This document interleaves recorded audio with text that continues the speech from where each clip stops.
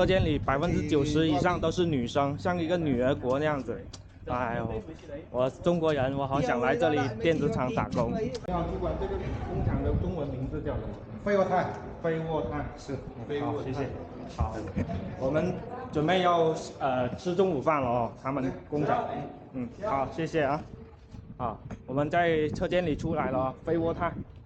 在北宁这边叫什么？飞武看，这是贵武工业园区这一边。我们刚刚打车过来，在车间出来了哦。这边好像是车间里90%以上都是女生，像一个女儿国那样子。哎呦，我是中国人，我好想来这里电子厂打工。我就喜欢在这种电子厂，女儿国里面特别多美女。